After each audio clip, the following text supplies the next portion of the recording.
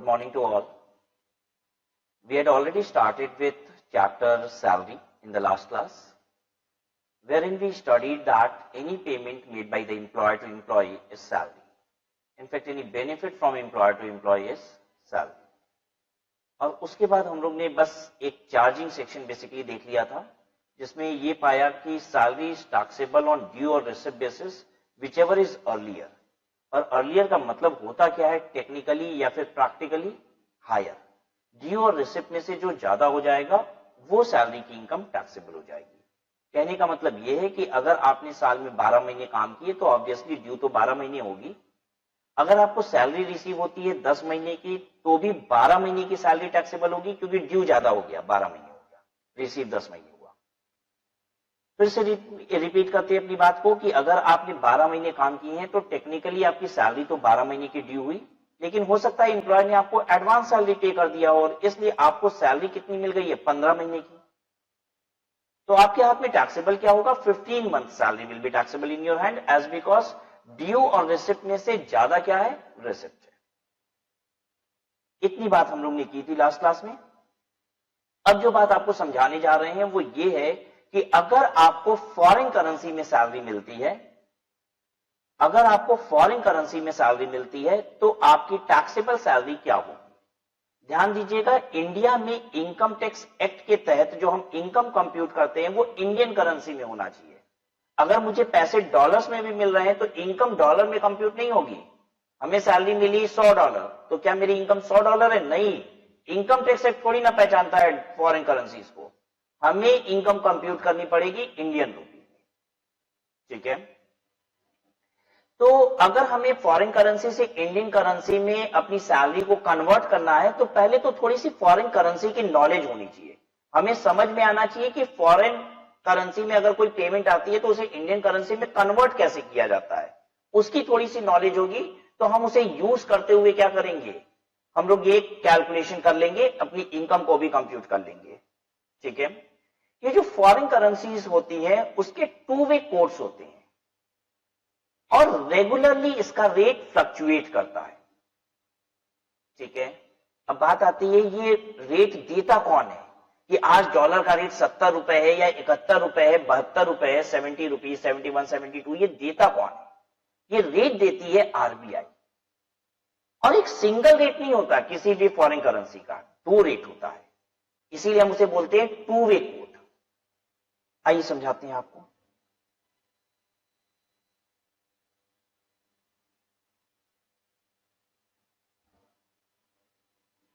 जैसे आज का अगर आप डॉलर का रेट देखेंगे तो हो सकता है कुछ इस तरीके से देखने को मिले. $1 इज इक्वल टू 70 रुपीज 20 पैसे डैश 70 रुपीज 90 पैसे. क्या मतलब हुआ इसका?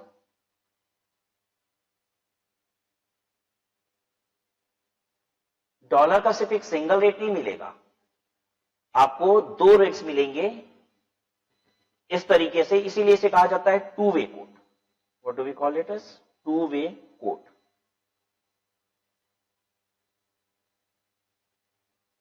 दो रेट क्यों होते हैं? पहले वाले रेट को कहा जाता है बाइंग रेट और दूसरे वाले रेट को कहा जाता है सेलिंग रेट. पहला वाला क्या होता है? बाइंग रेट और दूसरा वाला क्या होता है? Selling rate. तो आइए समझते हैं क्या इसका मतलब ऐसा होता है कि मुझे अगर डॉलर खरीदने हैं तो मैं 70 रुपी 20 पैसे में खरीद सकता हूं और अगर मुझे डॉलर बेचने हैं तो मैं 70 रुपीज 90 पैसे में बेच सकता हूं. ये मतलब हुआ क्या? अगर ये मतलब होता तो फिर हम पढ़ाना लिखाना छोड़ देते, 70 रुपीज 20 पैसे में डॉलर खरीदते और 70 रुपीज 90 पैसे में डॉलर बेच देते. यही काम ही करते. फिर पढ़ाने का क्या मतलब है? मतलब काम करने का क्या मतलब है? टेक्निकली अगर 70 रुपी 20 पैसे में डॉलर मिल रहे हैं और 70 रुपी 90 पैसे में डॉलर बिक रहे हैं, ये बाइंग और सेलिंग रेट आरबीआई देती है. कौन दे रहा है ये बाइंग और सेलिंग रेट? आरबीआई. आरबीआई कह रही है कि मैं बाई करूंगी कौन से रेट पे? 70 रुपया 20 पैसे पे. और आरबीआई कह रही है कि मैं सेल कितने में करूंगी? 70 रुपी 90 पैसे में. अब एक बात बताइए, मुझे अगर डॉलर खरीदना है तो मिलेगा कितने में? उतने में मिलेगा जितने में आरबीआई बेच रही है.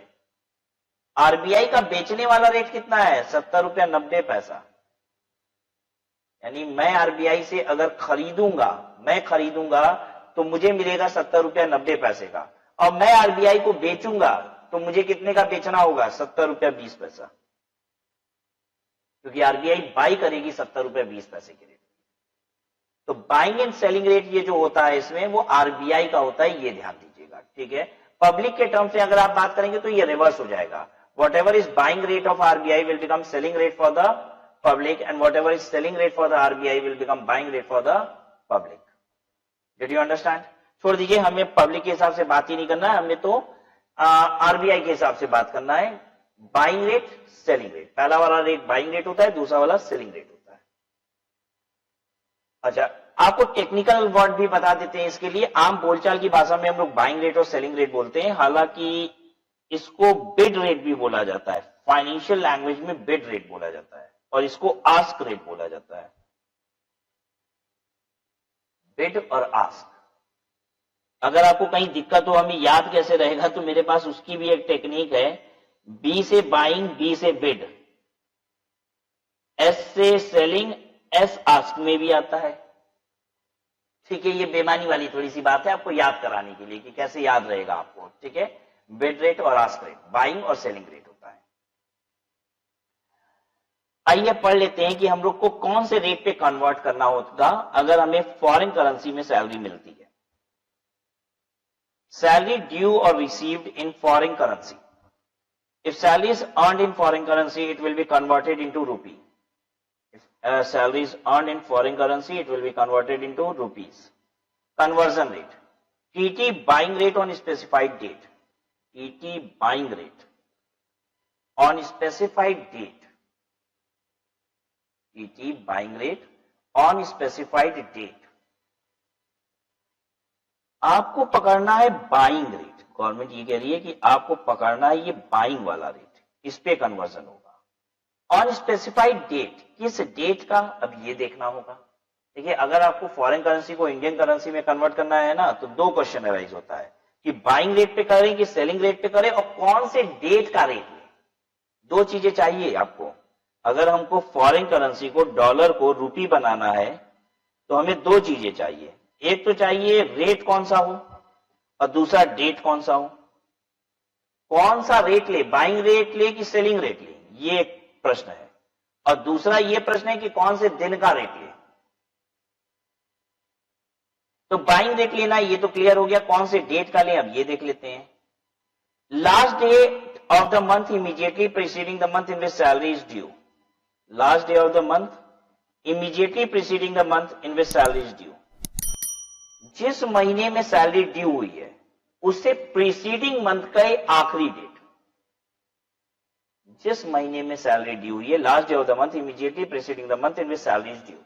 जिस महीने में सैलरी ड्यू हुई है उसके पिछले महीने की आखिरी तारीख को जो बाइंग रेट है वो ले लीजिए। समझाते हैं आपको एग्जांपल से। Salary for the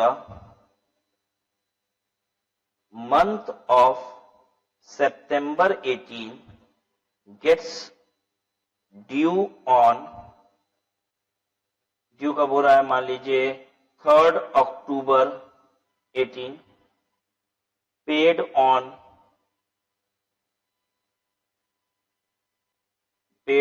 10th October 18, how much? $500. Now what you have to do, you have to convert this $500 into Indian rupee.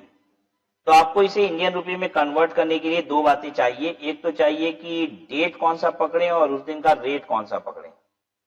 तो डेट कौन सा लिया जाएगा, सैलरी जिस महीने में ड्यू हुई है उससे पुराने वाले महीने की आखिरी डेट। सैलरी ड्यू हुई है कब, 3rd अक्टूबर को, तो इससे पिछला महीना सितंबर की आखिरी तारीख 30 सितंबर। डेट लेंगे हम लोग 30 सितंबर 18, और रेट कौन सा, उस दिन का बाइंग वाला। यानी अगर मान लीजिए 30 सितंबर को, अब हम आपको रेट भी दे रहे हैं, 30 सितंबर 18 को डॉलर का जो रेट था वो था ₹69.80 डैश 70 रुपीज 20 पैसे। तो अब हम इसको कन्वर्ट कैसे करेंगे सैलरी को? सैलरी की इनकम जो होगी वो कहलाएगी $500 इंटू 69.80 बाइंग रेट लेंगे हम लोग। किस दिन का? जिस महीने में सैलरी ड्यू हुई है उसे प्रीसीडिंग महीने की आखिरी तारीख का। ये हो जाएगा 500 इंटू 69.8 34,900।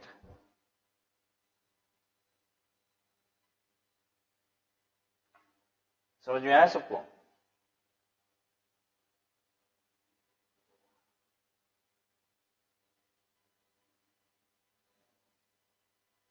Understood everyone?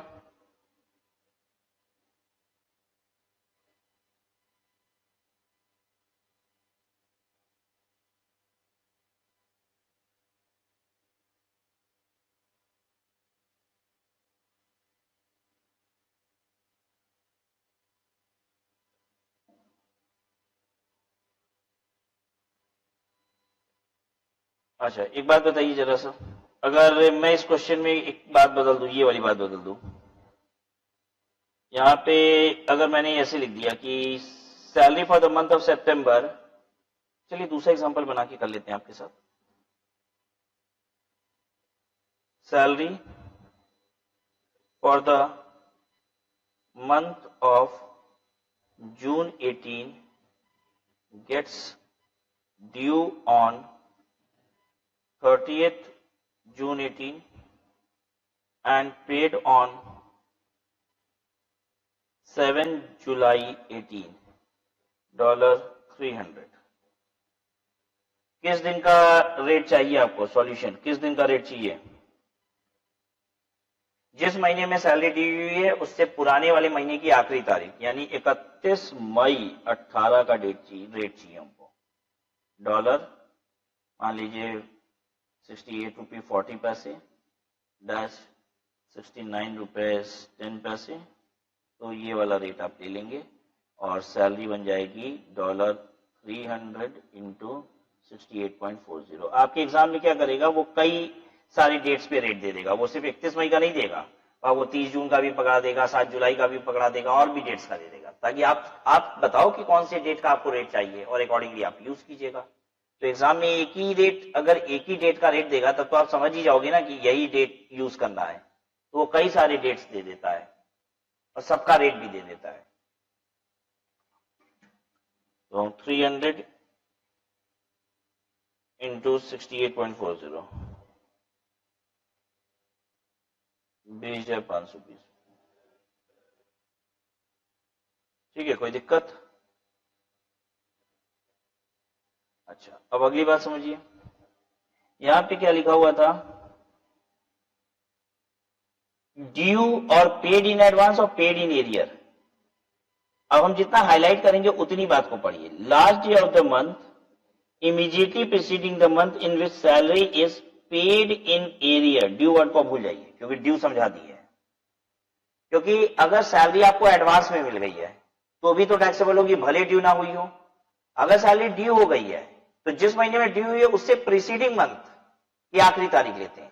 लेकिन अगर ड्यू हुई ही नहीं तो एडवांस में ही रिसीव हो गई तो जिस महीने में एडवांस रिसीव हुई है उससे प्रीसीडिंग मंथ की आखिरी तारीख को, राइट? अगर सैलरी एडवांस में रिसीव हुई है, ड्यू हुई ही नहीं है, तो जिस महीने में रिसीव हुई है आपको उससे प्रीसीडिंग मंथ की आखिरी तारीख को। जैसे मान लीजिए मुझे 15 अक्टूबर को कुछ एडवांस सैलरी मिल गई, तो डॉलर्स में मिली है। 15 अक्टूबर को मुझे कुछ एडवांस सैलरी डॉलर्स में मिल गई, तो इसको कन्वर्ट कैसे करेंगे? 30 सितंबर को जो रेट होगा उस पर कन्वर्ट कर देंगे। अगर सैलरी एरियर में मिलती है तो जिस महीने में मिली है उससे प्रीसीडिंग मंथ की आखिरी तारीख, इसके लिए भी वही बात। ठीक है,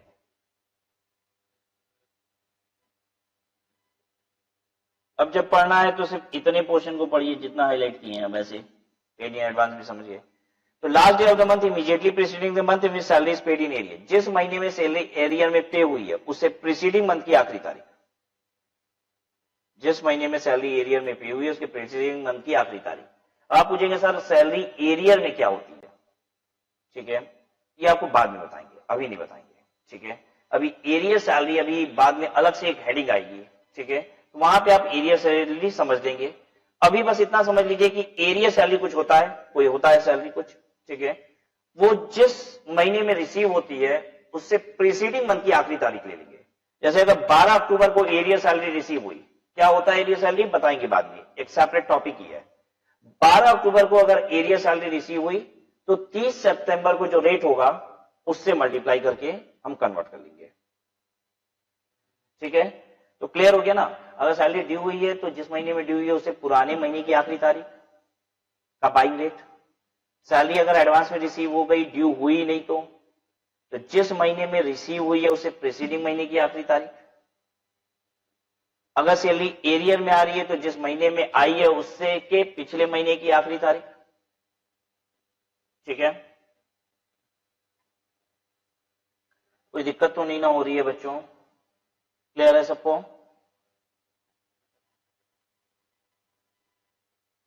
आइए अगली हेडिंग है computation of salary in grade system. आइए ये समझाते हैं आपको ग्रेड सिस्टम क्या होता है। Salary in grade system.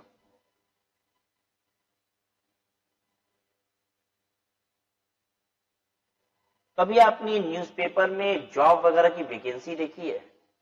बहुत बार देखी होगी कि जॉब के लिए वैकेंसी निकली है। कभी गवर्नमेंट जॉब की वैकेंसी का ऐड देखना, उसमें सैलरी कुछ ऐसे लिखी रहती है, मैं लिख के दिखा रहा हूं कैसे लिखी रहती है।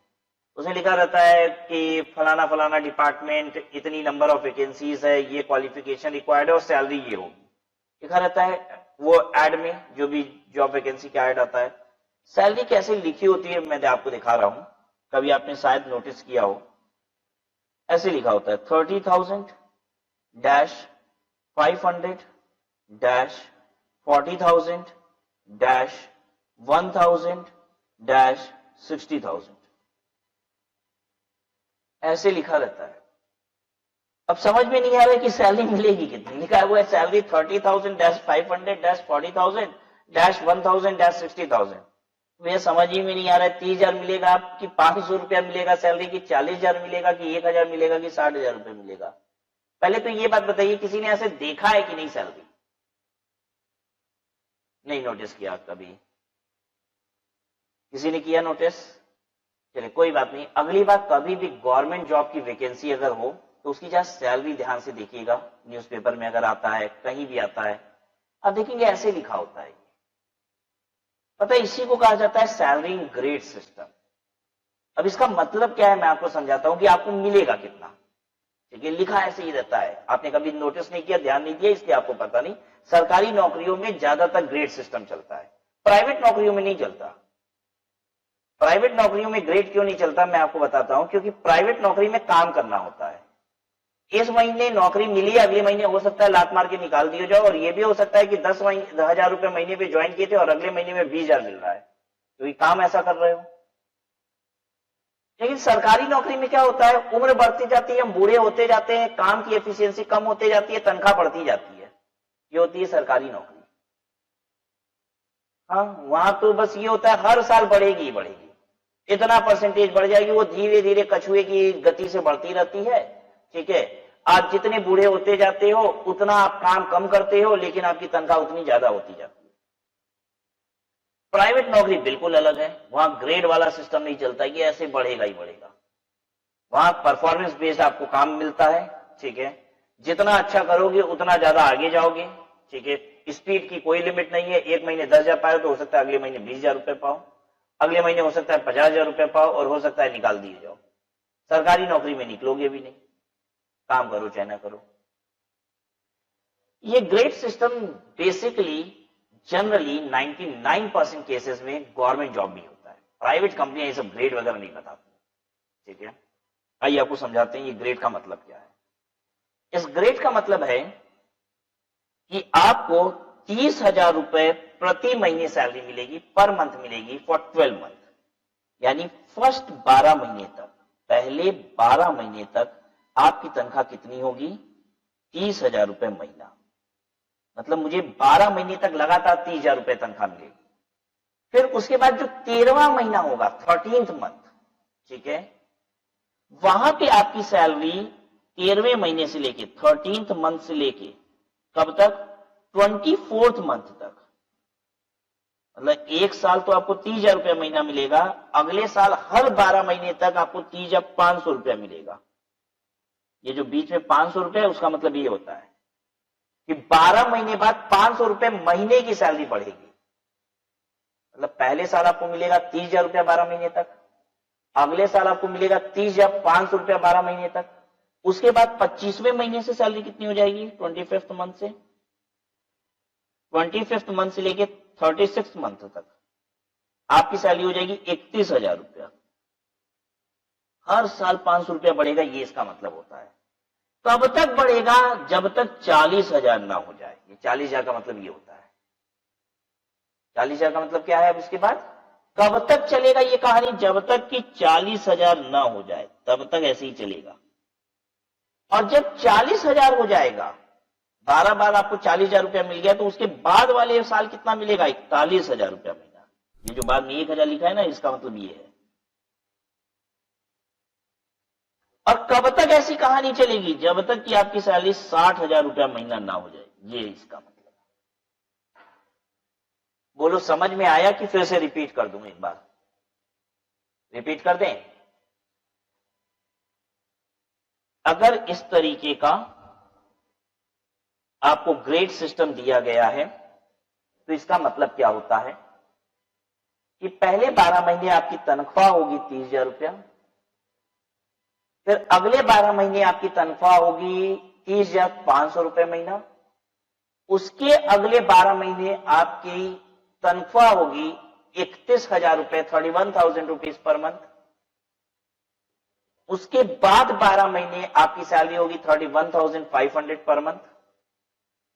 12 महीने तक चलेगा, 500 रुपया महीना बढ़ेगा और 12 महीने तक सेम चलेगा।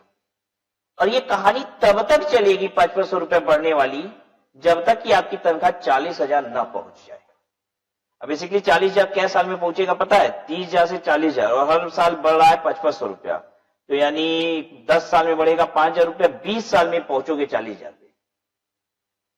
20 साल में हम पहुंचेंगे 40,000 रुपए पे, ठीक है। फिर जब 40,000 पे पहुंच जाएंगे, तो फिर 40,000 के बाद अगले साल 40,500 नहीं होगा, अब अगले साल 41,000 रुपया होगा, 1,000 से बढ़ोतरी होगी। अब कब तक ऐसा चलेगा, जब तक कि 60,000 ना हो जाए। तो 60,000 की तनख्वाह पहुंचने में अगेन 20 साल लग जाएगा। 40,000 से 60,000 पहुंचने में 20 साल लग जाएगा, क्योंकि हर साल 1,000 बढ़ रहा है। तो 20 साल बाद आप यहां पहुंच जाओगे। अब प्रश्न आता है कि इसके बाद क्या होगा, इसके बाद तनख्वाह बढ़ेगी नहीं, 60,000 रहेगी जब तक ये रिटायर नहीं हो जाते, या फिर आपको दूसरे स्लैब में डाल दिया जाता है, यहां से उठाया जाता है और दूसरे ग्रेड में डाल दिया जाता है। हो सकता है उसके बाद आपको डाल दिया जाए इस ग्रेड में, 60,000-2,000-80,000 हो सकता है। और अगर नहीं डाला गया तो दो रास्ते होते हैं इसके बाद। जब आप यहां पहुंच जाते हो तो या तो आपको दूसरे ग्रेड में कंपनी डाल देती है, और नहीं डालती है तो इसका मतलब यह है कि फिर अब आपको रिटायरमेंट तक बस यही सैलरी मिलेगी, अब बढ़ेगा। तो ज्यादातर केसेस में तो ग्रेड दूसरे ग्रेड में डाल दिया जाता है, क्योंकि सिस्टम ही होता है, बूढ़े होते जाओ तनख्वाह ज्यादा बढ़ाते जाओ, ठीक है। यही सरकारी नौकरी है। समझ में आ गई बात सबको ना। एक और एग्जांपल लिखूं, आप बताओ कि इसका मतलब क्या होता है। 25,000-1000-30,000-2000-60,000, क्या मतलब है इसका। ये है आपका सैलरी ग्रेड। आपने एम्प्लॉय से पूछा मेरी तनख्वाह बताओ, एम्प्लॉय ने बोला ये लो 25,000-1,000-30,000-2,000-60,000, इतना सारा ले लो। क्या मतलब हुआ इसका, इसका मतलब हुआ मुझे पहले 12 महीने तक 25,000 रुपए मिलेंगे, अगले 12 महीना कितना मिलेगा, कम ऑन, अगले 12 महीने कितना मिलेगा, 26,000 रुपया, 1,000 की इंक्रीमेंट। फिर 26,000 रुपए 12 महीने तक मिल गया तो कितना मिलेगा, फिर कितना मिलेगा, फिर मिलेगा 27,000 रुपया। अच्छा, यहाँ पे प्रीवियस ईयर वाइज नहीं है। जैसे मान लीजिए मैंने नौकरी ज्वाइन की, ऐसे समझ लो मैंने 25,000 रुपए पे नौकरी ज्वाइन कब की है, एक डेट दे देता हूं आपको, 1 सितंबर 2018 को। तो 1 सितंबर 2018 से लेके 31 अगस्त 2019 तक आपकी सैलरी होगी 25,000 रुपये महीना, ठीक है। फिर 1 सितंबर 2019 से अब आपकी सैलरी बढ़ चुकी है, 1,000 बढ़ चुकी है, और कब तक के लिए बढ़ी है, 31/8/2020 तक आपको मिलेगा 26,000 रुपये महीना। फिर वैसे ही 1/9/2020 से लेके 31/8/2021 तक आपको मिलेगा 27,000 रुपये महीना। और ये ऐसा तब तक चलेगा जब तक ये 30,000 ना हो जाए। और जब 30,000 हो जाएगा तो फिर 30,000 12 महीने तक जब मिल जाएगा तो अगली बार 31,000 नहीं मिलेगा, अगली बार सीधे 32 मिलेगा। 32,000 के बाद 34,000 मिलेगा, 34 के बाद 36,000 रुपया 12 महीने तक मिलेगा, और तब तक मिलेगा जब तक कि 60,000 ना हो जाए।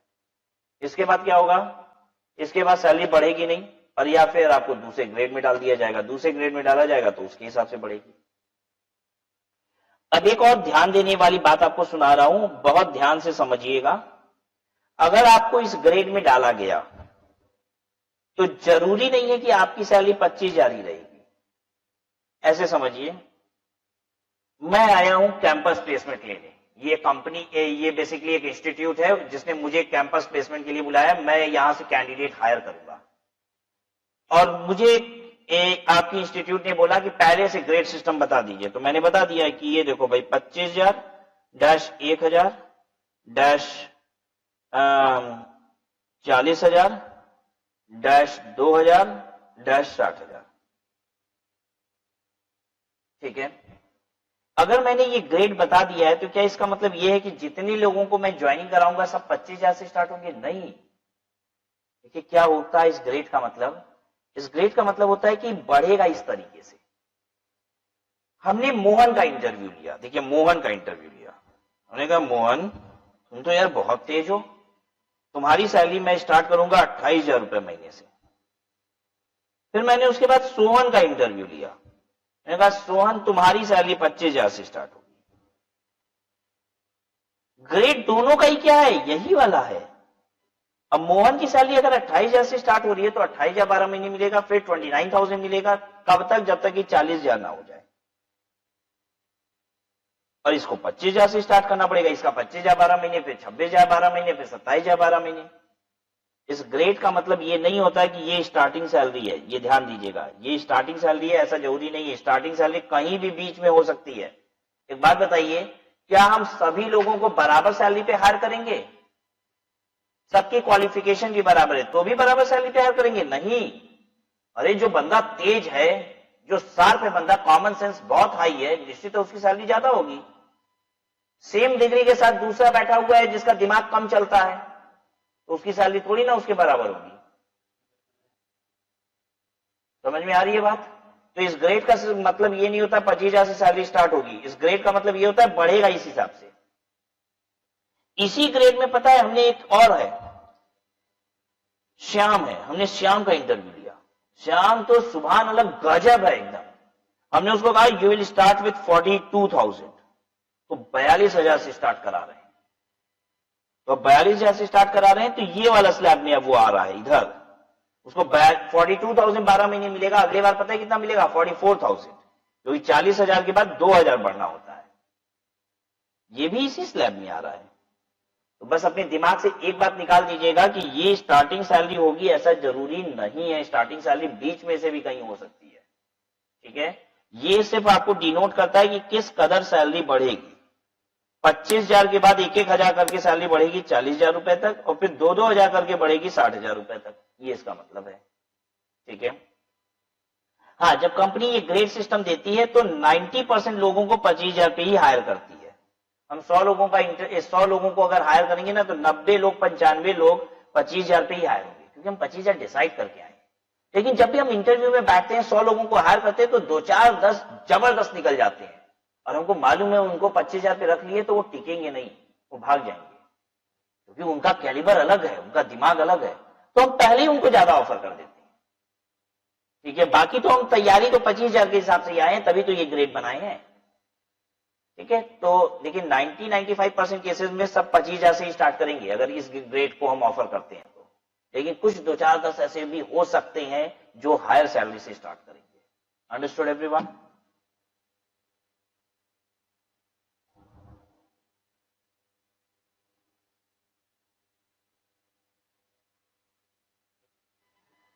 उसके बाद देखिएगा TDS on salary versus tax free salary.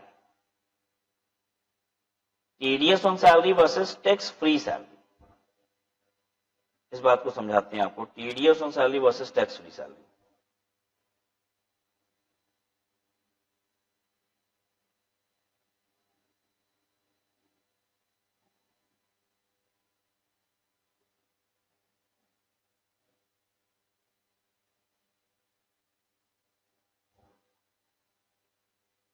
TDS word समझते हैं आप लोग? टीडीएस का मतलब है tax deducted at source. Source का मतलब होता है जहां पे इनकम ओरिजिनेट हो रही है, जो इनकम का सोर्स है वहीं पे टैक्स काट लिया जाए और सरकार को जमा कर दिया जाए, यही है टीडीएस। समझाते हैं। सरकार का कहना है कि जितने लोग इनकम पा रहे हैं कोई ना कोई तो दे ही रहा है ना। मेरे इंप्लॉइज सैलरी पा रहे हैं, उनके लिए इनकम है, तो कोई तो ये इनकम दे रहा है ना, मैं दे रहा हूं। किसी के पास किराए की इनकम आ रही है तो कोई तो दे रहा है ना। किसी के पास ब्याज की इनकम आ रही है तो कोई तो दे रहा है ना। गवर्नमेंट कह रही है जो देने वाला सोर्स है, देने वाला ही क्या है? सोर्स है। गवर्नमेंट कहती है जहां पे इनकम का सोर्स है, ओरिजिनेशन है, वहीं पे टैक्स काट के जमा कर दो। अब सरकार मुझसे क्या कहती है? कहती है राज अग्रवाल जी आप अपने इंप्लॉय को सैलरी देते हो, पता नहीं वो सब टैक्स जमा करेंगे कि नहीं, इनकम टैक्स। एक काम किया करो, आप उनका टैक्स काट के हमको जमा कर दिया करो, बाकी सैलरी उनको दिया करो। मैं किराया देता हूं तो इनकम टैक्स क्या बोलता है? कहता है राज अग्रवाल जी आप किराया देते हैं, पता नहीं जो किराया पा रहा है वो टैक्स जमा करेगा कि नहीं। आप तो बड़े बिजनेसमैन।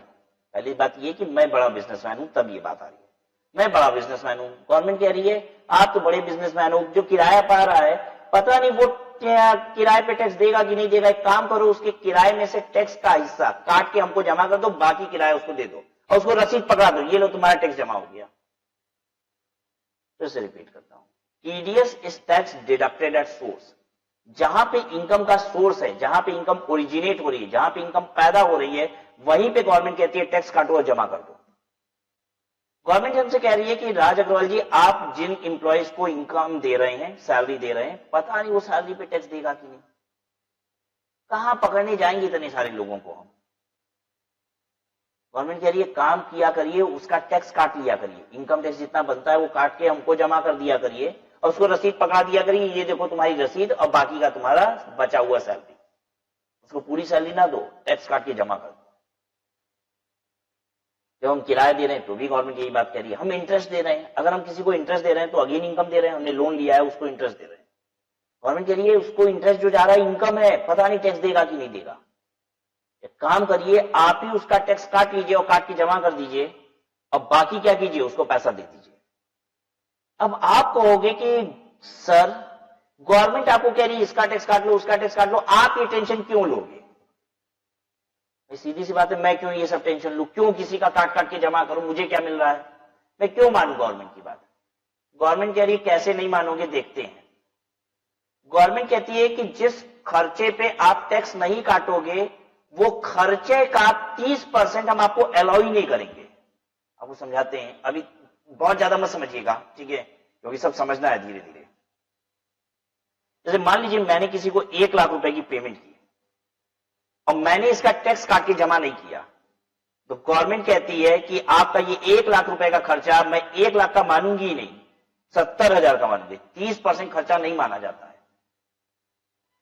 अब एक बात बताइए, मेरा खर्चा अब 1 लाख रुपए हम पे कर रहे हैं किसी को और 70,000 गवर्नमेंट मानेगी, तो मेरा प्रॉफिट झूठ मूठ का 30,000 से बढ़ जाएगा कि नहीं? बढ़ जाएगा।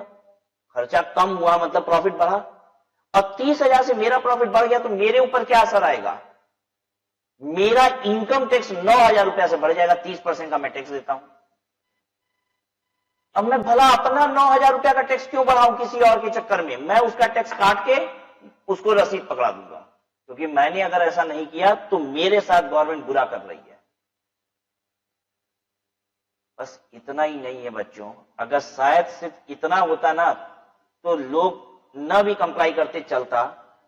टीडीएस अगर मैं नहीं कंप्लाई करता हूं तो मुझे जेल हो जाएगी। अब एक बात बताइए, टैक्सेस तो ज्यादा देने को तैयार भी है एक व्यापारी, क्या जेल जाना मैं पसंद करूंगा? नहीं। और इसलिए बताइए क्या करेंगे? टीडीएस काट लेंगे। ये जो टीडीएस का कानून है ना इनकम टैक्स में, ये बड़ा ही रिजिड कानून है, बहुत स्ट्रिंजेंट कानून है, और इसलिए लोगों को कंप्लाई करना पड़ता है, क्योंकि यहां पे फाइनेंशियल बर्डन नहीं आता। अगर मैंने नहीं कंप्लाई किया, इस कानून का पालन नहीं किया, तो ये नहीं है कि मुझे पैसे देने पड़ेंगे, मुझे जेल तक हो सकती है, जेल तक हो सकती है। तुरंत ही जेल नहीं चले जाएंगे, अब किसी का भूल गए टीडीएस तो जेल के भी प्रावधान है, मतलब जेल भी जाना पड़ सकता है अगर ऐसी गुस्ताखी हम करते हैं तो। आ रही है बात समझ में? अच्छा, काटना किसका होता है टीडीएस? जिसको हम इनकम देते हैं, जिसको हम इनकम देते हैं। अब किसी से कंप्यूटर खरीदे 1 लाख रुपए का, तो 1 लाख पे टीडीएस काट लेंगे क्या? नहीं, 1 लाख रुपए हम उसको दिए तो इनकम थोड़ी ना है उसकी।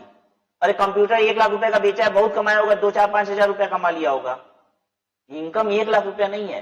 जब आप किसी को पेमेंट करते हो वो पूरा इनकम होता है, तब टीडीएस काटा जाता है। जैसे मैं सैलरी किसी को 1 लाख रुपया दिया, तो सैलरी तो पूरी इनकम है ना, ठीक है, तो टीडीएस काटना है। मैं किसी को किराया देता हूं, तो भैया किराया तो जितना दिया पूरा इनकम, तो इसलिए टीडीएस काटना है। मैंने किसी को ब्याज दिया, तो जितना ब्याज दिया पूरा इनकम उसका, इसलिए टीडीएस काटना है। मैं किसी से जीन्स खरीद के ले आया अपने लिए 2,000 रुपए की, तो टीडीएस नहीं काट देंगे। अरे 2,000 की जीन्स खरीद के लाया तो 200 रुपया कमाया होगा उसने, 2,000 रुपया का थोड़ी कमाई थोड़ी ना है उसकी, इनकम थोड़ी ना है 2,000 रुपया। समझ में आ रहा है? तो सारे पेमेंट पे टीडीएस मत काटना। जब आप पेमेंट करते हो और वो पाने वाले के लिए क्या हो, इनकम हो, तब टीडीएस काटना है। बताइए किसी से मैं फर्नीचर खरीद के ले आया, सोफा सेट खरीद के ले आया, टीडीएस काट दूं उसका? अरे नहीं, मान लो अगर 10 लाख का भी सोफा लाए है ना, तो उसमें 10 लाख रुपया वो कमा नहीं लिया है, वो 10 लाख रुपए में कुछ उसकी इनकम होगी, मान लेते 50,000 रुपए उसकी इनकम होगी। जब आप तो टीडीएस यहां नहीं कटेगा। लेकिन किसी को किराया 10 लाख रुपया दे रहे हो तो 10 लाख रुपया पूरा इनकम है उसका, यहां टीडीएस काटना है। चलिए, टीडीएस हमको समझ में आ गया कि जब हम पेमेंट करते हैं इनकम की तो हमें टैक्स काट लेना होता है, उसी को कहा जाता है टीडीएस। और टीडीएस और सैलरी और टैक्स फ्री सैलरी में अंतर क्या है समझाते हैं आपको। मान लीजिए एक एम्प्लॉय की सैलरी बनती है 5 लाख रुपया, साल की सैलरी बनती है 5 लाख रुपया, और इस पे जो टैक्स बनता है, ठीक है, जो मुझे टीडीएस जमा करना है, वो मान लीजिए बनता है 20,000 रुपया। मान लीजिए, मैंने कहा है, ध्यान दीजिएगा, पकड़ नहीं लेना है इस बात को कि 20,000 रुपये बनता है, क्योंकि अभी मैंने आपको ये सब सिखाया ही नहीं कि कितना टैक्स बनता है, ठीक है, कितना टीडीएस काटा जाता है। ये इनफैक्ट इनकम टैक्स का आखिरी चैप्टर है आपके। जब पूरा इनकम टैक्स सीख लेंगे तब आपको बताएंगे कि टीडीएस क्या रेट से काटा जाता है, ठीक है। अभी बस इतना सिखाएं, टीडीएस काटना है। सैलरी 5 लाख रुपए की है, इस पे टैक्स बनता है, टीडीएस बनता है 20,000 रुपया का। तो मैंने क्या किया, 4,80,000 रुपया इंप्लॉय को दे दिया, ठीक है, और ये 20,000 रुपया गवर्नमेंट को दे दिया, इसी को कहा जाता है टीडीएस। 5 लाख रुपए की सैलरी पे टैक्स कितना बना, टीडीएस वर्ड की जगह टैक्स वर्ड यूज कर लेते हैं, आपको अच्छा लगेगा। 5 लाख की सैलरी पे 20,000 का टैक्स बना, एज्यूम कर रहे हैं, ठीक है, एग्जैक्ट निकाल दें, 2.5 लाख तक कुछ नहीं होता, बैलेंस 2.5 लाख का 5%, 12,500 प्लस 4% उस पे सेस 13,000 रुपया, आपको भी तसल्ली रहे, 13,000 रुपया आएगा, ठीक है। तो 5 लाख में से 13,000 रुपया हटा दो, 4,87,000, 4,87,000 एम्प्लॉय को दे दिया, 13,000 रुपया गवर्नमेंट को दे दिया, इसी को कहा जाता है टीडीएस ऑन सैलरी। जब हम ये गवर्नमेंट को 13,000 रुपए दे देते हैं तो इसे कहा जाता है टीडीएस। ठीक है। What is tax free salary? Tax free salary क्या चीज है? सैलरी है एम्प्लॉय की 5 लाख रुपया और मैंने 5 लाख रुपया पूरा एम्प्लॉय को दे दिया, पूरा एम्प्लॉय को दे दिया। इसका टैक्स बनता है, एज्यूम कर रहे हैं, एज्यूम्ड 20,000 रुपया, मान लीजिए इसका टैक्स बनता है 20,000 रुपया और ये 20,000 रुपया हम गवर्नमेंट को अलग से दे देते हैं। तो ऐसी जब सैलरी की पेमेंट करते हैं हम, तो इसे कहा जाता है टैक्स फ्री सैलरी।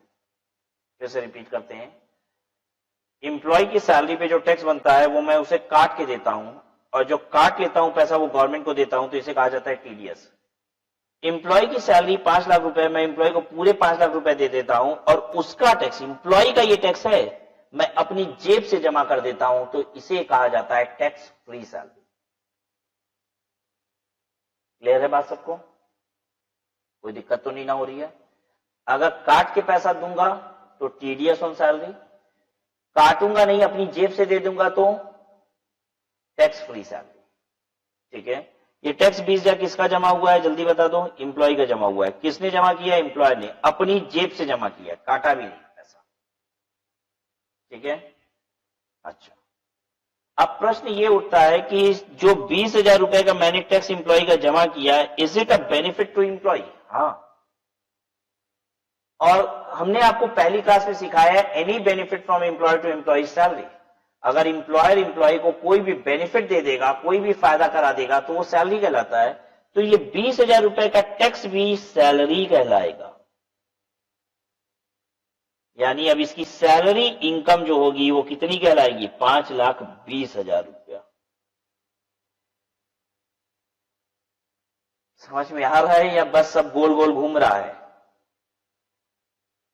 टीडीएस क्या होता है? जो टैक्स बनता है सैलरी में से वो मैं काट के फिर एम्प्लॉय को पैसा देता हूं। टैक्स फ्री सैलरी क्या होता है? टैक्स मैं अपनी जेब से जमा कर देता हूं एम्प्लॉय का। लेकिन ये बात भली बात ही आप जानते हो कि अगर एम्प्लॉयर कोई एम्प्लॉय को कोई फायदा पहुंचा देगा तो वो भी सैलरी कहलाती है। ये भी तो एक फायदा ही दे रहा हूं मैं उसको, 20,000 रुपए उसका टैक्स मैं खुद जमा कर रहा हूं अपनी जेब से। तो ये 20,000 रुपए भी एम्प्लॉय के हाथ में क्या कहलाएगा? सैलरी। और एम्प्लॉय की सैलरी अब कहलाएगी 5,20,000 रुपया। ठीक है। यहां पे टैक्स कैलकुलेट करना थोड़ा सा डिफिकल्ट हो जाता है। टैक्स कैलकुलेट कैसे होता है मैं आपको बताऊं। यहां टैक्स कैलकुलेट होता है कुछ इस तरीके से, tax is equal to tax rate, मतलब परसेंटेज में जो भी है, इनटू सैलरी पे टैक्स। नॉर्मली तो ऐसे ही निकलता होगा ना टैक्स, सैलरी जितनी है उसमें टैक्स रेट मल्टीप्लाई कर दीजिए तो टैक्स आ जाता होगा। लेकिन यहां पे सैलरी में टैक्स रेट मल्टीप्लाई नहीं करना है, सैलरी प्लस टैक्स में टैक्स रेट मल्टीप्लाई करना है, क्योंकि टैक्स भी जो एम्प्लॉयर पे करेगा वो भी सैलरी बन जाएगा। तो tax is equal to tax rate into salary plus tax. तो टैक्स कितना है ये हमको एक्स रखना पड़ता है, यहां पे दोनों जगह एक्स रखेंगे और फिर सॉल्व करेंगे। जैसे रेट मान लीजिए 5% एप्लीकेबल है तो 5% ब्रैकेट में salary plus x into 5% is equal to x. अब एक्स निकालेंगे, ये मेहनत करनी पड़ेगी। सैलरी प्लस टैक्स क्यों कर दिए हैं? क्योंकि आपको जो टैक्स पे करना है वो रेट अप्लाई किस पे करना है? सैलरी प्लस टैक्स पे, क्योंकि टैक्स जो हम पे कर रहे हैं वो भी तो सैलरी है, एम्प्लॉय को बेनिफिट जा रहा है ना ये भी। ठीक है यहां तक?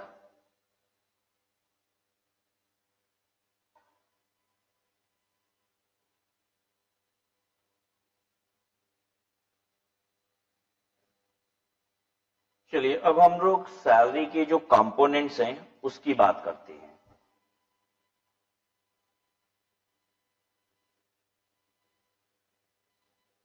सैलरी, देखिए कुछ पेमेंट्स ऐसी होती हैं जो आपको रेगुलरली मिलती है, मतलब जब आप जॉब में होते हो तो मिलती है, हम उसको कहते हैं रेगुलर। और कुछ पेमेंट ऐसी होती हैं जो अब आप रिटायर करते हो तो मिलती है, जैसे कि पेंशन हो गया, ग्रेच्युटी हो गया, तो हम उनको बोलते हैं रिटायरमेंट बेनिफिट।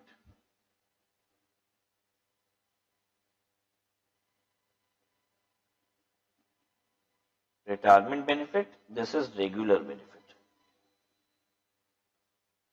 ठीक है, अगर हम रेगुलर बेनिफिट को फर्दर क्लासिफाई करें तो ऐसे समझिए आपको 3 तरीके की पेमेंट होती है। एक होता है नॉर्मल आइटम, मतलब नॉर्मल आइटम वो जो लगभग सभी को मिलता है। मतलब इसमें क्या क्या चीजें आएंगी नॉर्मल में, हम लिख देते हैं जैसे कि बेसिक, डीए, कमीशन, बोनस, ये सब चीजें। ठीक है, अलाउंसेस और परक्यूसिट, यही मिलता है हमें। अगर यू आर इन जॉब तो आपको यही सारी चीजें मिलती हैं। सैलरी का एक हिस्सा है रेगुलर आइटम जो जब तक आप जॉब में है तब तक मिलता रहता है, दूसरा हिस्सा है रिटायरमेंट बेनिफिट, वो आपको रिटायर करने के बाद मिलेगा। रिटायरमेंट बेनिफिट में क्या क्या चीजें आएंगी कुछ लिख देते हैं, जैसे कि पेंशन आएगा, ठीक है, ग्रेच्युटी आएगी, लीव इंकैशमेंट भी मिलता है। लीव इंकैशमेंट तो इनफैक्ट दोनों समय मिलता है। लीव इंकैशमेंट जब आप काम कर रहे हो उस समय भी ले सकते हो, रिटायरमेंट पे भी ले सकते हो। और रेगुलर आइटम्स की बात करें तो उसमें भी 3 कैटेगरी है। एम्प्लॉयर एक तो नॉर्मल आइटम्स आपको देता है, जैसे कि बेसिक, डीए, बोनस, कमीशन, ये सब हर जगह चलता है। ठीक है, और उसके बाद अलाउंसेस और परक्यूजिट्स भी होते हैं।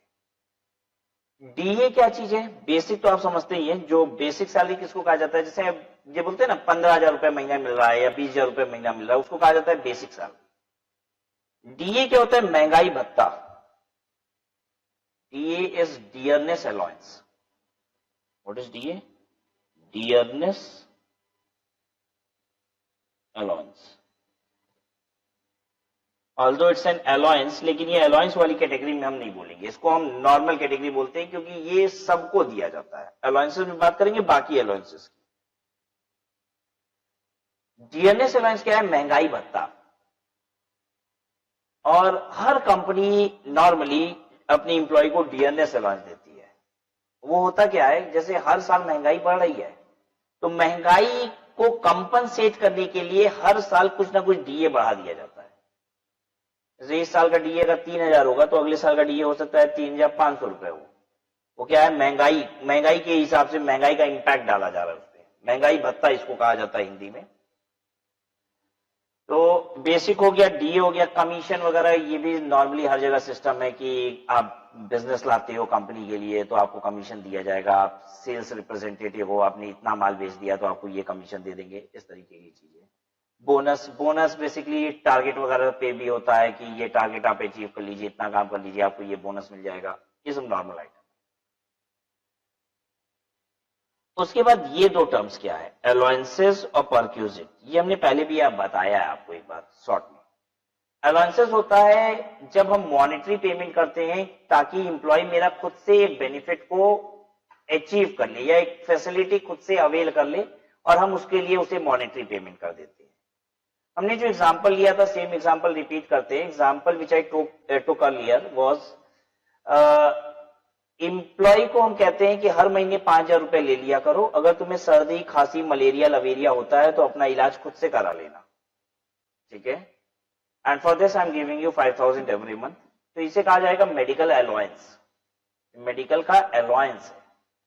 ठीक है, अलाउंस की सबसे खास बात यह होती है कि एक मॉनेटरी पेमेंट होता है और पाने वाला हो सकता है खर्चा उससे कम कर रहा हो सकता है ज्यादा कर रहा हो सकता है कर ही ना रहा हो। अब एक बात बताइए, सर्दी, खांसी, मलेरिया अगर उसको नहीं हुआ है तो क्या जबरदस्ती सर्दी, खांसी करके वो पैसा खर्च करेगा? नहीं, पैसा तो उसको हर महीने मिल रहा है, हो सकता है पूरा बच जाए। और ऐसा भी हो सकता है कि उसे सर्दी खांसी हुई और पैसे 5,000 रुपए से ज्यादा लग गए, बिल्कुल हो सकता है। तो अलाउंसेस क्या होता है? एक फैसिलिटी को अवेल करना होता है एम्प्लॉयर को, एम्प्लॉयर चाहता है कि ये फैसिलिटी एम्प्लॉय अवेल करे, जिसके लिए वो एक लमसम मॉनेटरी पेमेंट हर महीने कर देता है। खर्चे एम्प्लॉय के ज्यादा कम हो सकते हैं जो उसे अलाउंस मिल रहा है। परक्यूसिट में क्या होता है, एम्प्लॉयर पैसे नहीं दे रहा है, सीधे वो बेनिफिट ही उठा के दे देता है। मतलब एम्प्लॉय को सर्दी खांसी हुई, बीमार पड़ा, उसका जो हॉस्पिटल का बिल आया पूरा एम्प्लॉयर ने दे दिया, तो ये परक्यूसिट है। इसे कहा जाएगा मेडिकल परक्यूसिट। एम्प्लॉयर एम्प्लॉय को हर महीने 500 रुपए देता है कि इससे तुम अपना मोबाइल रिचार्ज करा लिया करो। अब भाई एम्प्लॉय हो सकता है 100 रुपए में ही महीने भर का काम कर लेता है, उसको 100 रुपए से ज्यादा का रिचार्ज की जरूरत ही नहीं है। और ऐसा भी हो सकता है एम्प्लॉय रात भर गर्लफ्रेंड के साथ लगा रहता है, उसका 2000 में भी नहीं हो पाता है। अब आप जियो वाले जमाने वाले बच्चे हो, आप कहोगे कि सर जियो में कहां ऐसा होगा, रात भर लगे रहो। ठीक है, एग्जाम्पल के लिए था कि अगर हम 500 रुपए रिचार्ज का, मोबाइल रिचार्ज का दे रहे हैं, तो हो सकता है उसका 500 रुपए में से कम में काम चल जा रहा है, हो सकता है 500 रुपए से ज्यादा लग रहा हो। आज भी डाटा के लिए तो पेमेंट करते हो ना, ठीक है, वो रात भर व्हाट्सएप करता है, इसलिए ज्यादा पैसे लगते हैं उसके, पॉसिबल है। परक्यूसिट क्या होगा, जब एम्प्लॉयर ये कहे कि तुम्हारा जितना मोबाइल का बिल आएगा कंपनी भरेगी, तुमको मतलब नहीं है, ये परक्यूसिट है, सीधे बेनिफिट इन काइंड। 100 रुपए का बिल आएगा, 100 रुपए एम्प्लॉयर भरेगा, अगर तुम्हारा 1000 का बिल आएगा तो भी एम्प्लॉयर भरेगा। ये कहलाता है परक्यूसिट। बात समझ रहे हो सबको? जैसे और एग्जांपल ले लेते हैं, एम्प्लॉयर आपको पैसा देता है कि ऑफिस से घर, घर से ऑफिस जाने के लिए 2000 रुपया महीना ले लिया करो हमसे। तो हो सकता है भाई हम तो फ्रेंड की बाइक पे पीछे बैठ के चले आते हैं, तो मेरा तो ऑफिस जाने आने का कोई खर्चा ही नहीं है, लेकिन फिर भी 2000 मिल रहा है। और हो सकता है भाई हम तो क्या करते हैं, ओला करके आते हैं, उबर करके आते हैं, मेरा पैसा और 2000 रुपए से ज्यादा लग जाता है। हो सकता है हम बस में चढ़ के आते हैं, 2000 रुपया ही लगता है, कुछ भी हो सकता है। परक्यूसिट क्या चीज होगी, एम्प्लॉयर ने बस चलवा दी है और सारे एम्प्लॉय उस बस से आते हैं, एक बस ही चलवा दी है, सुबह सारे एम्प्लॉय को कलेक्ट करके ऑफिस लाता है बस, और फिर वापस शाम को सारे एम्प्लॉयज को छोड़ के आता है। ये क्या है, परक्यूसिट। क्योंकि यहां तो सीधे बेनिफिट इन काइंड ही मिल गया, बेनिफिट ही मिल गया, बेनिफिट अवेल करने के लिए पैसा नहीं मिला, बेनिफिट ही मिल गया सीधे। तो अलाउंसेस ये मॉनिटरी पेमेंट होते हैं, और ये जो परक्यूसिट होता है ये काइंड में होता है, पैसा नहीं, सीधे बेनिफिट दिया, ठीक है। और रिटायरमेंट बेनिफिट वो बेनिफिट्स हैं जो बेसिकली आपको रिटायरमेंट के समय पे दिया जाता है, ठीक है। तो हर महीने मिलने वाली चीजें होती हैं नॉर्मल, ये होता है अलाउंसेस और परक्यूसिट्स, ये हर समय मिलता रहता है आपको। और रिटायरमेंट बेनिफिट ये एक बार मिलने वाली पेमेंट। कुल मिला के सैलरी में ऐसे समझ लीजिए तो हमें 4 चीजें पढ़नी है, एक नॉर्मल आइटम, अलाउंसेस, परक्यूसिट और रिटायरमेंट बेनिफिट, यही 4 चीजें। अब मैं आपको बताता हूं किस ऑर्डर में हम लोग इसे पढ़ेंगे, किस ऑर्डर में पढ़ेंगे। सबसे पहले आपको पढ़ाया जाएगा रिटायरमेंट बेनिफिट, सारे रिटायरमेंट बेनिफिट, इसकी टैक्सेबिलिटी। फिर आपको पढ़ाया जाएगा सारे अलाउंसेस। क्या पढ़ाया जाएगा अब इसमें, होगा क्या कि कुछ पेमेंट्स जो आपको एम्प्लॉयर से मिल रही है वो क्या होगा कि कभी कभी आप देखेंगे कि वो पार्शियली एग्जिम्प्ट है, 10,000 रुपए का आ रहा है, 2000 एग्जिम्प्ट है, 8000 टैक्सेबल है। तो यही आपको बताएंगे सब में कि कितना एग्जिम्प्ट है, कितना टैक्सेबल है। कुछ आइटम होंगे वो फुल्ली टैक्सेबल होंगे, जितना मिल रहा है पूरे पे टैक्स। अब कुछ आइटम ऐसे भी होंगे अलाउंस, परक्यूसिट और रिटायरमेंट बेनिफिट में से जो पूरी तरीके से टैक्सेबल है, जो पूरी तरीके से एग्जिम्प्ट है, या फिर पार्शियली एग्जिम्प्ट और पार्शियली टैक्सेबल है। तो हमें पढ़ना यही है कि कौन कौन से कंपोनेंट्स जो सैलरी के हैं वो फुल्ली टैक्सेबल है, कौन से फुल्ली एग्जिम्प्ट है, कौन से पार्शियली टैक्सेबल और पार्शियली एग्जिम्प्ट, ठीक है। दूसरे नंबर पे आपको अलाउंसेस पढ़ाएंगे, तीसरे नंबर पे आपको परक्यूसिट पढ़ाएंगे और सैलरी चैप्टर कंप्लीट हो जाएगा। अब वो सर ये क्या हुआ, नॉर्मल का क्या हुआ, ये पूरे इनकम टैक्स में कहीं है ही नहीं, तो मैं कहां से पढ़ा दूंगा आपको। अब आप पूछोगे सर क्यों नहीं है, और नहीं है तो फिर क्या करना होगा ऐसे आइटम का। ये जो आइटम होते हैं ये फुल्ली टैक्सेबल होते हैं, ये फुल्ली टैक्सेबल होते हैं। देखिए कंप्लीट हो गया, पढ़ा दिया आपको। बेसिक, डीए, बोनस, कमीशन ये सब मिलता है, जितना मिला है पूरा टैक्सेबल है, पूरी सैलरी की इनकम है। तो इसमें कुछ पढ़ने जैसा ही नहीं है। पढ़ने जैसा वहां पे है जहां पे मैं आपको कभी बताऊं कि यहाँ पे फुल्ली एग्जेम्प्ट है, यहाँ पे फुल्ली टैक्सेबल है, यहाँ पे पार्शियली एग्जेम्प्ट है, पार्शियली टैक्सेबल है। तो पढ़ने की आवश्यकता वहां है। और ये सारी चीजें कहां देखने को मिलेगी, यहां, यहां और यहां देखने को मिलेगी। तो पहला काम तो ये करिए कि पहले कुछ आइटम रटिए जो फुल्ली टैक्सेबल है, ताकि हम लोग प्रोसीड कर सके सैलरी पे। जो आइटम फुल्ली टैक्सेबल है वो है basic, DA, bonus, commission, and apart from that बाकी सब कहलाएंगे अलाउंसेस, परक्यूजिट और रिटायरमेंट बेनिफिट, जो कि हो सकता है फुल्ली टैक्सेबल हो सकता है कभी कभी फुल्ली एग्जेम्प्ट हो, कभी कभी पार्शियली एग्जेम्प्ट होंगे और पार्शियली टैक्सेबल होंगे। Right, so R be prepared now? एक एक करके सारे आइटम उठाएं। अब हम सैलरी के एक एक आइटम को उठाना शुरू करने वाले हैं।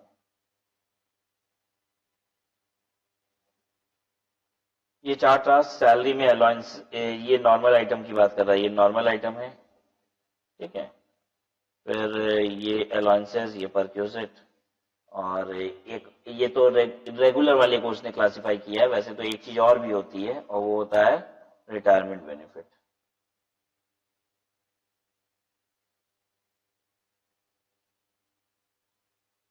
कोई दिक्कत तो नहीं हो रही है? Proforma of computing taxable income from salary. Taxable income from salary compute करने का फॉर्मेट क्या है? सैलरी के जितने भी कंपोनेंट्स हैं एक एक करके सारे लिख के जोड़ दीजिए, लेकिन सिर्फ टैक्सेबल वाला हिस्सा जोड़िएगा, क्योंकि अलाउंसेस में, परक्यूजिट में और रिटायरमेंट बेनिफिट में आपको देखने को मिलेगा कि कुछ हिस्सा कभी कभी एग्जेम्प्ट भी है, ठीक है। कभी कभी पूरा ही एग्जेम्प्ट, पूरा एग्जेम्प्ट तो लिखना ही नहीं है। अगर पार्शियली एग्जेम्प्ट है तो जितना टैक्सेबल है बस वही जोड़ना है, क्योंकि exempt income does not form part of total income, ठीक है। देखिए बेसिक सैलरी, इसमें तो सोचना ही नहीं है, पूरा लिख दीजिएगा। डियरनेस अलाउंस पूरा लिख दीजिएगा। बोनस, कमीशन ये पूरा लिख दीजिएगा। ये तो चार आइटम स्टार्टिंग वाले जो हो गए ये फुल्ली टैक्सेबल वाले आइटम।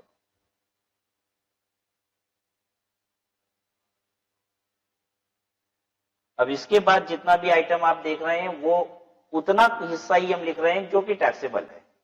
सिर्फ वो पोर्शन लिखेंगे नीचे वाले कंपोनेंट के जो टैक्सेबल है। हालांकि अब नीचे जो हम कंपोनेंट्स की बात करेंगे सैलरी की, शायद आपकी समझ में नहीं आए, क्योंकि आप ये सब जानते ही नहीं हो कि ये सब क्या होता है, ठीक है। बोनस, कमीशन तो हर कोई जानता है, बहुत सारे कंपोनेंट्स के नाम आप पहले से नहीं समझते होगे, तो बस देख लीजिए ऊपर ऊपर से। बाकी क्योंकि हम लोग इसके बाद बस कंपोनेंट ही एक एक करके शुरू करेंगे सैलरी के, एक एक आइटम को समझेंगे सैलरी में क्या क्या मिलता है।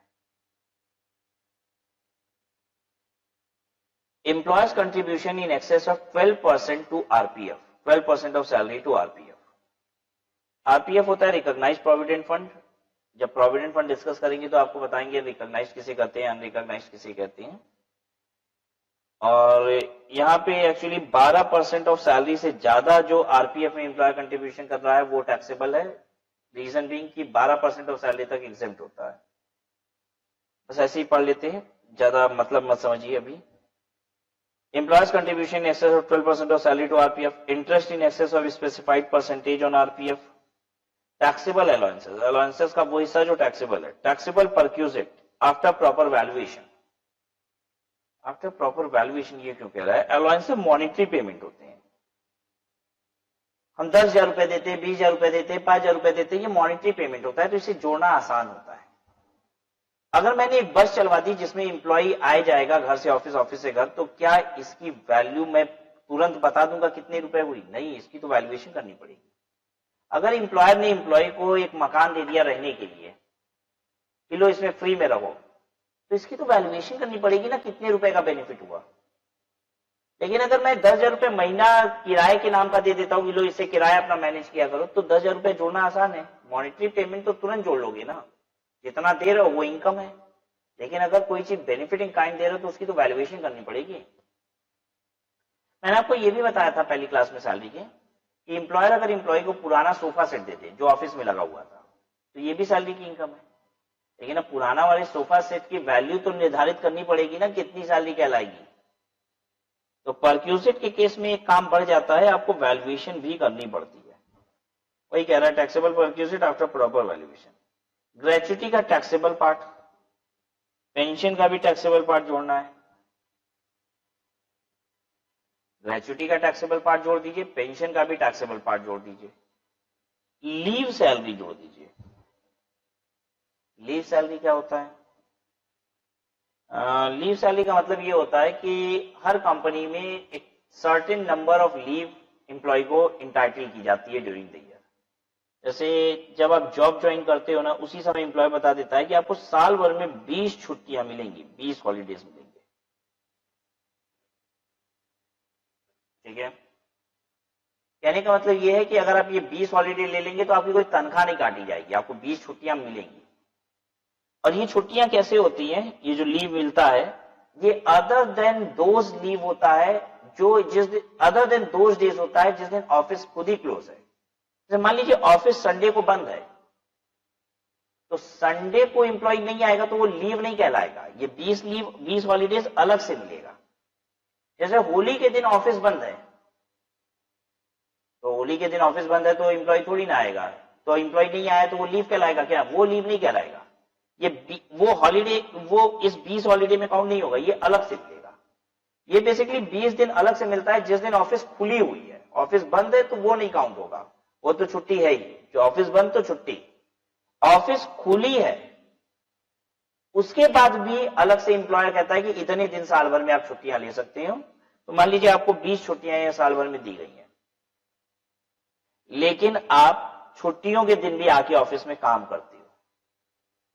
छुट्टियों के दिन भी ऑफिस में, अच्छा ये 20 छुट्टियां आपको दी गई हैं, आप छुट्टी ले लोगे तो तनख्वाह कटेगी क्या? नहीं कटेगी। क्यों? क्योंकि ये 20 छुट्टी आपको एम्प्लॉय ने खुद ही अलाउ किया है, कहा इतना आप ले सकते हो, अगर आप ये लोगे तो तनख्वाह नहीं कटेगी। लेकिन अगर आप ना लेके आ गए काम करने तो छुट्टी आपको मिली थी लेकिन फिर भी आप काम करने चले आए, तो एम्प्लॉयर आपको क्या करता है, अलग से एक्स्ट्रा सैलरी देता है, उसे कहा जाता है लीव सैलरी। लीव पे काम करने का अलग से जो पैसा मिलता है that is called leave salary. ठीक है, मतलब what is leave salary? Leave was entitled to you but you did not avail leave. आपको लीव मिला लेकिन आपने लीव लिया नहीं और काम किया, तो आपको अलग से पैसे मिलेंगे जिसे कहा जाएगा लीव सैलरी। ठीक है, क्योंकि तनख्वाह तो वैसे भी नहीं करती, आप छुट्टी ले लेते तो भी नहीं करती, यानी उस दिन की तनख्वाह तो मिल ही रही है, जो नॉर्मल सैलरी है वो तो मिल ही रही है। ठीक है, लेकिन छुट्टी न लेके हमने काम किया, इस बात के लिए एक्स्ट्रा पैसे मिलेंगे, that is called leave salary. और हमने यहां पे लिखा भी था, देखिए लीव सैलरी क्या होता है, बहुत सारे लोग ना रिटायरमेंट पे लेते हैं। कहां गया वो चार्ट? ये रहा, लीव सैलरी, लीव इंकैशमेंट भी कहते हैं उसको। ठीक है, बहुत सारे लोग रिटायरमेंट पे लेते हैं, बहुत सारे लोग बीच बीच में लेते रहते हैं काम करने के दौरान ही। ठीक है, बहुत सारे लोग क्या करते हैं, कहते हैं कि जब सीधे रिटायर करेंगे ना तो जितनी छुट्टी नहीं ली होंगे उसका पैसा इकट्ठा ले लेंगे। फायदा भी होता है इकट्ठा लेने में, इकट्ठा अगर आप लेते हैं ना तो एग्जेम्पशन मिलती है, छूट मिलती है, थोड़ी सी ज्यादा छूट हो जाती है। ठीक है, तो यही वजह है कि आप इकट्ठा लेना पसंद करते हैं। और बीच बीच में लेंगे ना तो टैक्स लगेगा, इकट्ठा लेंगे तो छूट हो जाएगी उसमें से। Lump sum receive from URPF, unrecognised provident fund को यूआरपीएफ बोलते हैं। अभी आप रिकॉग्नाइज अनरिकॉग्नाइज समझते नहीं है, छोड़ दीजिए। मतलब ये हो गए सैलरी के सारे कंपोनेंट। तो हम लोग ने नॉर्मल आइटम जोड़ दिया, बेसिक, डीए, कमीशन, बोनस, और फिर उसके बाद क्या जोड़ा, जितने टैक्सेबल अलाउंसेस हैं, टैक्सेबल परक्यूजिट है वो जोड़ दिए, तो ये आ गई ग्रॉस सैलरी। इसमें से हम डिडक्शन लेते हैं, 3 डिडक्शन मिलता है ग्रॉस सैलरी में से, और ये कहलाता है income under the head salary.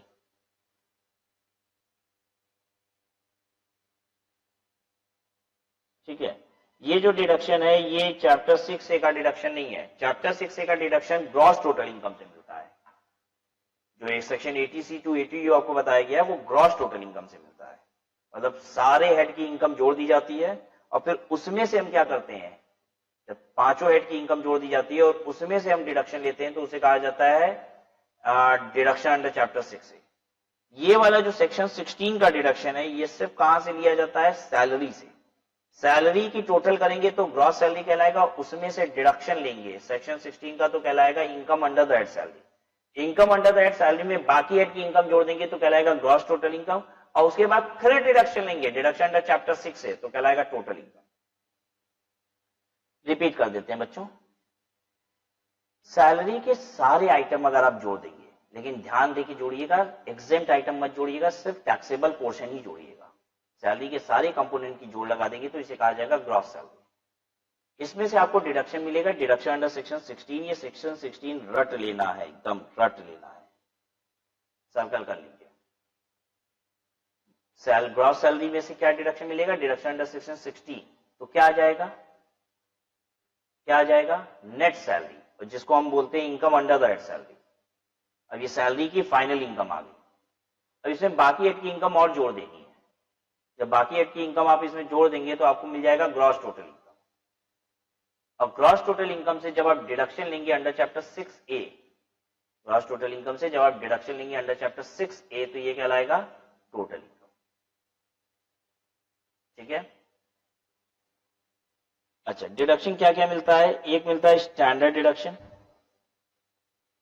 ठीक है, दूसरा है इंटरटेनमेंट अलाउंस, और तीसरा है एम्प्लॉयमेंट टैक्स। क्या क्या मिलता है आपको सेक्शन 16 में, स्टैंडर्ड डिडक्शन, इंटरटेनमेंट अलाउंस और एम्प्लॉयमेंट टैक्स। बहुत ध्यान से सुनिए, तो ये तीनों आइटम तो अभी तुरंत तैयार हो जाएगा।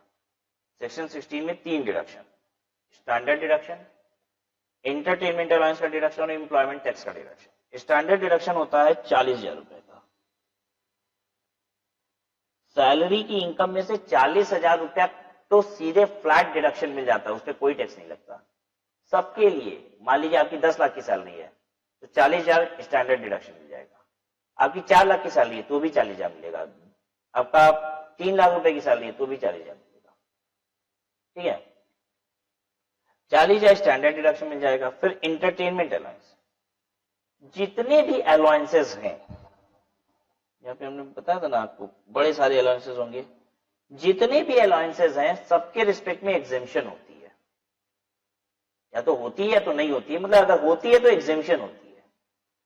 एकमात्र अलाउंस ऐसा है जिसके लिए डिडक्शन मिलती है और वो है इंटरटेनमेंट अलाउंस। ठीक है, इंटरटेनमेंट अलाउंस के रिस्पेक्ट में डिडक्शन मिलती है, ना कि एग्जेम्पशन मिलती है, और बाकी सभी अलाउंस के रिस्पेक्ट में एग्जेम्पशन मिलती है। तो होता क्या है मैं आपको बताऊं, जैसे मान लीजिए बेसिक है मेरा, ये मैं यहां लिख देता हूं, मान लीजिए 4 लाख रुपया, डीए 1 लाख रुपया मिल रहा है, सीधे यहां लिख दूंगा डीए 1 लाख रुपया पूरा पूरा, क्योंकि ये सब तो पूरा टैक्सेबल है। कमीशन बोनस मान लो नहीं मिलता है। फिर मुझे मिल रहा है house rent allowance, HRA। House rent allowance का मतलब क्या होता है, हाउस का किराया मैनेज करने के लिए एम्प्लॉयर कुछ पैसे दे रहा है, मुझे मिले हैं मान लीजिए 1.5 लाख रुपया। अब मैं एज्यूम कर रहा हूं कि मान लीजिए इसमें से कुछ एग्जेम्प्ट होता है।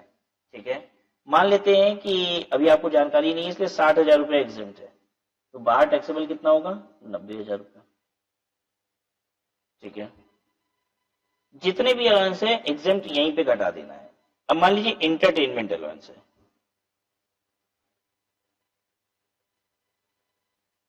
वो कितना मिला, 10,000, तो सीधे बाहर 10,000 लिखेंगे, बाकी सारी आइटम को भी यहां जोड़ देंगे। इसको कहा जाएगा ग्रॉस सैलरी। ग्रॉस सैलरी आने के बाद आप इसमें लेस करेंगे डिडक्शन अंडर सेक्शन 16। इसमें से पहले लिखेंगे स्टैंडर्ड डिडक्शन, आप घटा दीजिए 40,000 रुपया फ्लैट सीधे। फिर उसके बाद इंटरटेनमेंट अलाउंस का डिडक्शन, मान लेते हैं 5,000 रुपए यहां डिडक्शन आ रही है तो 5,000 रुपए यहां लिखेंगे। ध्यान दीजिए क्या अंतर था, हाउस रेंट अलाउंस में एग्जेम्पशन थी इसलिए तुरंत घट गया था और बाहर फाइनल अमाउंट आया, लेकिन इंटरटेनमेंट अलाउंस एकमात्र ऐसा अलाउंस है जिसमें एग्जेम्पशन नहीं है, जिसमें डिडक्शन, एकमात्र ऐसा अलाउंस है जिसके लिए डिडक्शन है। तो ये पहले पूरा जोड़ा जाता है, ये 10,000 में से 5,000 घटा के नहीं जोड़ा जाएगा, 10,000 जोड़ दिया जाएगा, 5,000 बाद में मिलेगा। उसके बाद तीसरा है employment tax. Employment tax state government को देना होता है, इसका इनकम टैक्स से कोई वास्ता नहीं है। इनकम टैक्स ये कहता है कि जितना तुम एम्प्लॉयमेंट टैक्स देते हो यहाँ पे आके घटा लो। सपोज हम 1,000 का एम्प्लॉयमेंट टैक्स दिए तो 1,000 रुपया हम यहाँ से घटा सकते हैं और ये कहलाएगा मेरा इनकम अंडर हेड सैलरी। ये जो भी आया income under the head salary, इसमें हम बाकी के 4 हेड की इनकम को और फर्दर जोड़ते हैं तो बन जाता है ग्रॉस टोटल इनकम, और फिर चैप्टर 6A का डिडक्शन ले लेते हैं, सेक्शन 80C to 80U, तो बन जाता है टैक्सेबल इनकम, और उसके बाद स्लैब रेट लगाते हुए टैक्स निकाल देते हैं। अगर फ्लैट रेट लग रहा है तो फ्लैट रेट लगाते हुए निकाल देते हैं। कोई दिक्कत तो नहीं हो रही है। स्टैंडर्ड डिडक्शन 40,000 है, सीधा सीधा मिलता है, छूट सभी को मिलता है। फिर एंटरटेनमेंट अलाउंस है, ये डिडक्शन जो मिलता है, ये डिडक्शन एंटरटेनमेंट अलाउंस तो किसी को भी मिल सकता है, लेकिन डिडक्शन जो मिलता है ये ओनली टू गवर्नमेंट एम्प्लॉय मिलता है।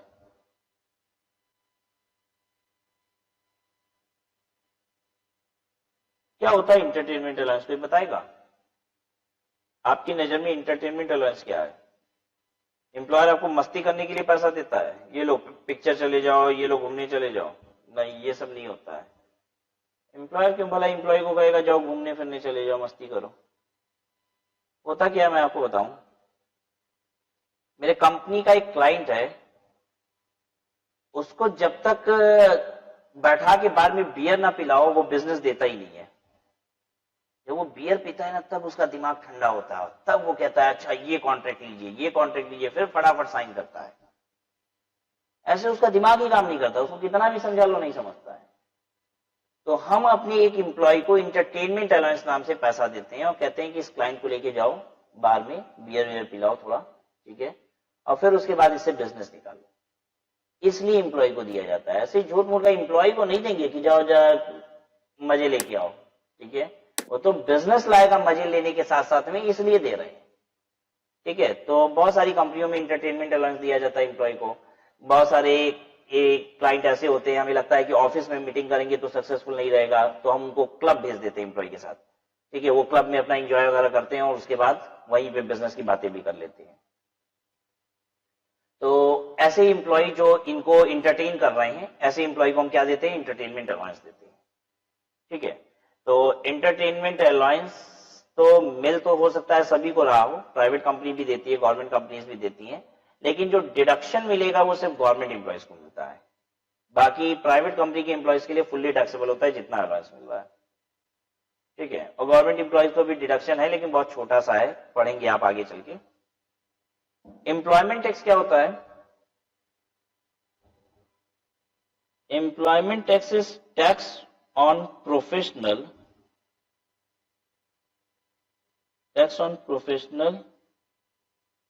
in employment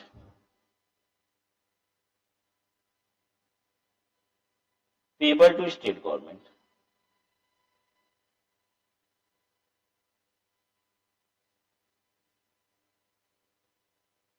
क्या चीज है employment tax? Employment tax basically जो प्रोफेशनल है और नौकरी पेशा है उनको देना होता है राज्य सरकार को।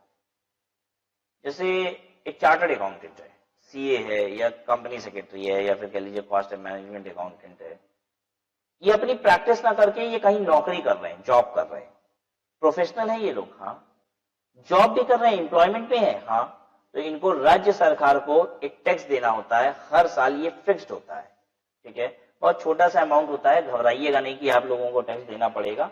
राज्य सरकार साल का कहीं किसी देखिए हर राज्य में अलग अलग है, ठीक है, किसी स्टेट में 500 रुपया में साल का है, किसी में 1000 रुपया साल का है, कहीं 1500 रुपया साल का होगा, बस यही है, ठीक है। तो इस सरकारी दफ्तर एक सरकारी दफ्तर है तो जहां जो एम्प्लॉयमेंट टैक्स कलेक्ट करती है, आपको वहां जाना है और हर साल के साल ये पैसा देना है। ये साल का है, 1000-1500, महीने का नहीं है, 1000-1500 रुपया साल का है जो आपको एम्प्लॉयमेंट टैक्स के नाम का जमा करना पड़ता है। किसको करना पड़ता है? जो लोग प्रोफेशनल है और एम्प्लॉयमेंट में। एक बात बताइए, हम प्रोफेशनल है कि नहीं है? हम प्रोफेशनल है क्या? हमें एम्प्लॉयमेंट टैक्स देना है? नहीं देना है, क्योंकि हम नौकरी नहीं कर रहे हैं, कहीं जॉब नहीं कर रहे हैं, हमको नहीं देना होता है, ठीक है। जो लोग नॉन प्रोफेशनल हैं, वो लोग जॉब कर रहे हैं, वो भी नहीं देंगे। प्रोफेशनल है और जॉब कर रहे हैं, उन्हीं को देना है एम्प्लॉयमेंट टैक्स। आप लोगों को देना पड़ेगा, आप लोग अगर जॉब करोगे तो आप लोगों को देना पड़ेगा, ठीक है। तो जितना भी पैसा आप दोगे आपको उतने की डिडक्शन मिल जाएगी, यहाँ पे कोई टेंशन की बात नहीं है। इनकम टैक्स कहता है कि जो भी एम्प्लॉयमेंट टैक्स राज्य सरकार को देते हो घटा लो अपनी इनकम से, बैलेंस टैक्स दो, बैलेंस जितना आता है उस पर टैक्स दो, ठीक है। बात एक बात आपको बताएं जो आपको सुन के अच्छा लगेगा, आपकी टेंशन भी थोड़ी कम हो जाएगी। जैसे मान लीजिए आप रिलायंस कंपनी में काम करते हैं, बड़ी कंपनी में काम करते हैं, ठीक है। अब रिलायंस कंपनी में 1000 एम्प्लॉइज हैं, प्रोफेशनल है सब, ठीक है। क्या 1000 रुपए का ये प्रोफेशनल टैक्स आप लोग जमा करते हो कि नहीं करते हो? पहले तो ये बताओ, करोगे? रिलायंस कंपनी में काम करते हो, महीने की सैलरी 2 लाख रुपया है, साल का 1000 रुपया जाके देना है एम्प्लॉयमेंट टैक्स, करोगे जमा कि नहीं करोगे? कोई नहीं करेगा, हम बता रहे हैं, आप लोग कोई नहीं करोगे। क्यों नहीं करोगे? इसके पीछे कारण यह है कि सहूलियत नहीं है करने की। रिलायंस जैसी कंपनी में काम कर रहे हो, ऑफिस का टाइम आपको पता है क्या बताया जाएगा? 9 to 6 है, ठीक है, लेकिन काम लिया जाता है 6 to 9। यही है प्राइवेट नौकरी का हाल।